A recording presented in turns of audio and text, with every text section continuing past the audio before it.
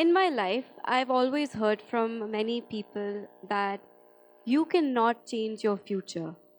Your future is controlled by the Almighty, it's controlled by your karam, it's controlled by whatever you want to think. You cannot change your future, you cannot control it. I think that's wrong. I think that we have the capability to control our future. And I want to give you an example through my life and how my choices and how my decisions, with those, I have changed my future. So the year was 2006, mid August 2006 to be exact. And a fun fact about me, I am from the US. I was raised there for 17 years. So I had just come back from a trip to India. I'd come back to the US. And I started getting a fever, a halo kind of a headache that would surround my head. And this wasn't an ordinary temple headache. It was much, much worse. It wasn't even a migraine. And with that, I started feeling cold, and my fever was running to 103, 104. And that was not normal. I went to my doctor, and my doctor told me that it's probably just a seasonal fever, it's a viral kind of thing. You should take something like a paracetamol, a crocin, and you'll be fine. I took that, and it didn't help. The fever was suppressed, and after the medicine wore off, the fever would jump right back.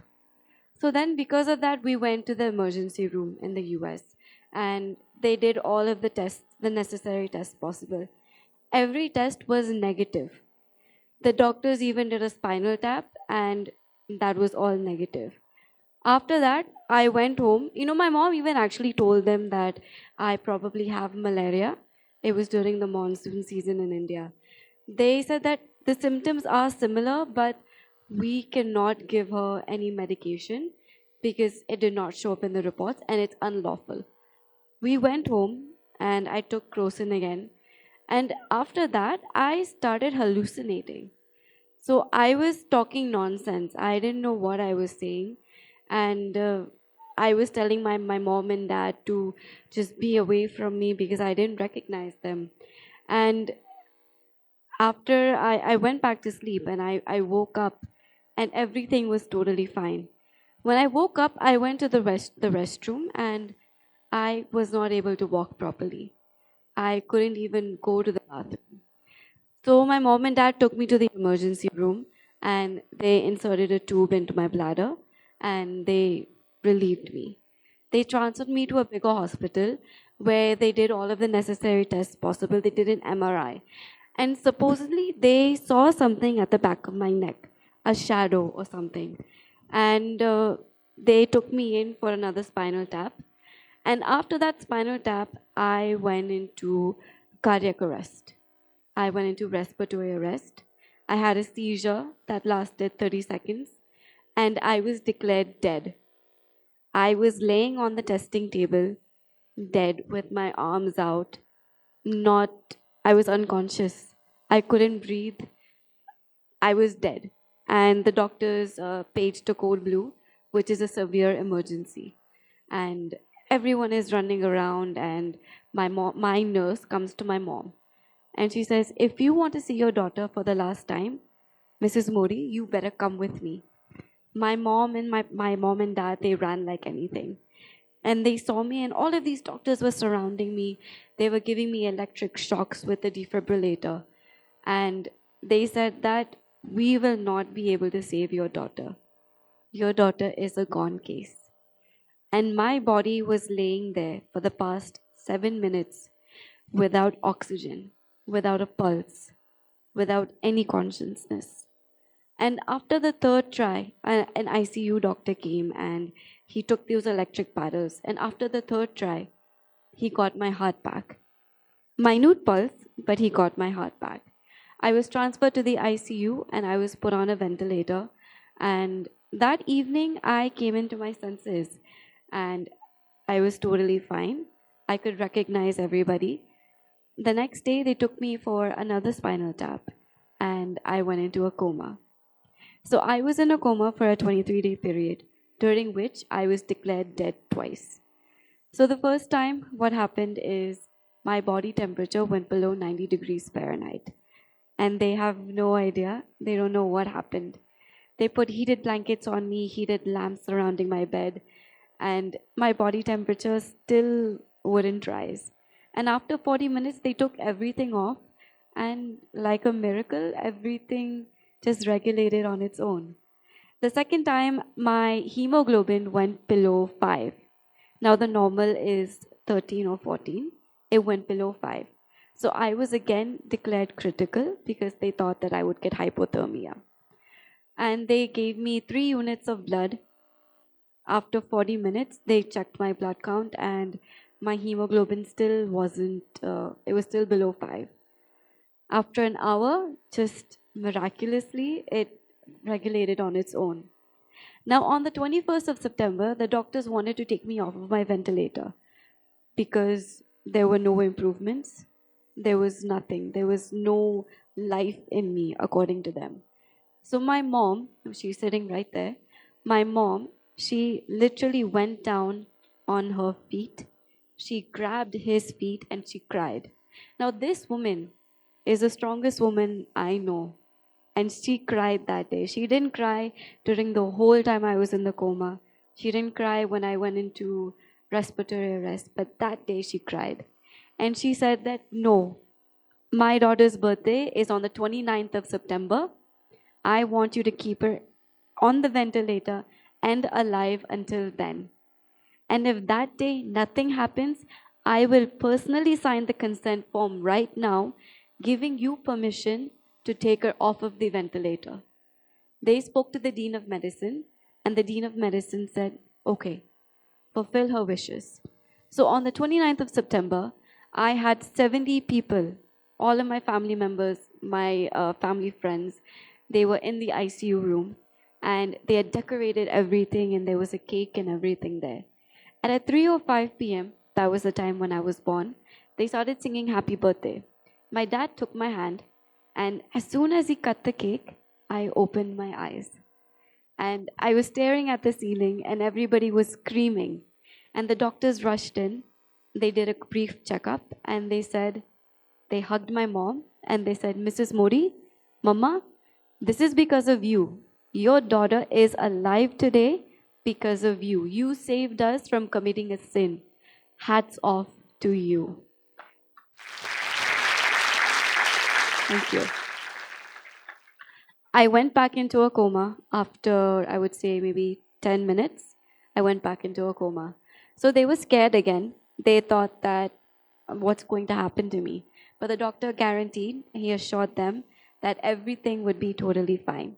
On the 5th of October, they took me into the OR and they took the ventilator out of my mouth and they put it into my throat. I have a scar here, if you can see. And I came out of my coma. After the anesthesia wore off, I totally came out of my coma. Now, they were scared that I might be mentally ill, I might have amnesia, or I might be brain dead. And nothing happened at all. I was totally fine, except that I was paralyzed from the neck down. Now, I did not realize it at that time, that I was paralyzed from the neck down. If you've heard of phantom limb, when a soldier loses a body part, he can still feel that that body part is there, or he can still feel that he can move his fingers or one of his limbs.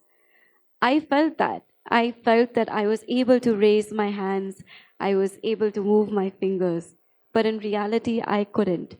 And nobody told me this, except my grandmother. She told me after a couple of days that I am paralyzed. At that point in time, when she told me, I became silent. I didn't talk to anybody. I guess because I was processing this information. And I realized at that point in time is that it doesn't matter if my body is not able to move. If I believe that I'm able to move it, my body will adapt towards it. My body will react to it. And I did physiotherapy, I did everything. That thought never left my mind, even though I still wasn't able to move as much. Now, one thing that really changed my mindset is an exercise that my mother did. So I was sitting, I wasn't able to sit properly either. Like I said, paralyzed from the neck down. So I was like a newborn baby. I wasn't able to sit. So what happened is my mom, she sat me up against the sofa in our house at that time. And I told her that I'm hungry. I would like to eat something. So I don't know what she was thinking, but she got a couple of bowls and she put my favorite crackers into those bowls and she laid it across from me. So I was sitting on the floor against the sofa, and as you can imagine, these bowls are here, here, here, and here. And I just look at her and I ask her, Mom, why are these bowls here? Just give me something to eat. I'm hungry. Can you feed me? She sits behind me and she says, if you're hungry, go get it yourself. I'm not your maid, I'm your mother. I also get tired taking care of you. And she was extremely rude at that time and she was really mean to me. But she said, do it yourself. Your body, you can move, you can do everything. You do it and you feed yourself. And I looked at her with tears in my eyes. I said, okay, fine. If you want me to do this, if you believe in me, then I need to believe in myself and I need to go and do this. You won't believe, it took me 40 minutes just to crawl and put down to the ground, to pull myself towards the bowl. And after those 40 minutes, I picked up one cracker with my fingers and I picked it up like this. Like this. I couldn't pick up anything with these fingers. So like this, I picked it up and I put that cracker in my mouth. And that satisfaction of doing something by myself, despite not having enough movement, that was a life-changing moment for me. That moment, I realized that my mindset, if I can believe that I can do this, then I can do anything. I can do anything that I want to do. And at that point in time, when I realized that picking something as simple as a cracker and putting it in my mouth, if that can give me satisfaction, I just imagine what else I can do in my life to give me satisfaction, to make me feel independent rather than dependent. And that thought process, that stuck to me. That thought process stuck to me. And I realized that I need to move forward, that my decisions, the way that I think positively, that will affect my future, that will change everything for me. Now, I realize that a lot of my friends, personally, they are very negative in their mindset. They think that they cannot do this or they cannot do that. So you saw a picture of me going scuba diving. So I've always wanted to do that. And I thought that, how will I go scuba diving? I can't move my legs. How will I swim? And essentially, scuba diving is like drowning, essentially. So how will I do that? But then I saw this festival, this Mumbai Underwater Festival, and they told me that those with disabilities can go scuba diving. So I said, okay, but you know what? I'm going to do this. Doesn't matter if I have a disability. If I believe in my mind that I'm disabled, then I will not be able to do anything.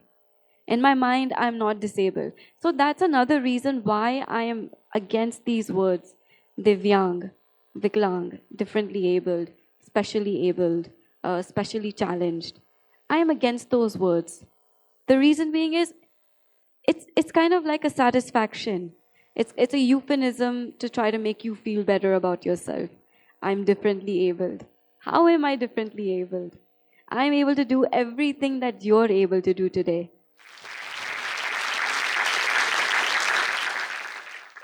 The only difference is you can take the steps, I take a ramp. I mean, this is my lifeline right now. Your legs are your lifeline. So we are both dependent on our lifelines. So how is that any different from you? And another thing is, people assume that being disabled is abnormal. So please tell me one thing. what is normal? Can someone give me an answer to that? Is anything normal? So I'm a vegetarian. So just a brief example, I'm a vegetarian. Eating meat is abnormal to me, but it might be normal to a non-vegetarian. So normalcy is actually subjective. Who are we to judge what is normal and what is abnormal? So this mindset, it needs to be out of our mind. We need to change this. And once we change these mentalities and this mindset of ours, that is the only way that we will progress towards the future. Otherwise, we will be stuck where we are. Thank you.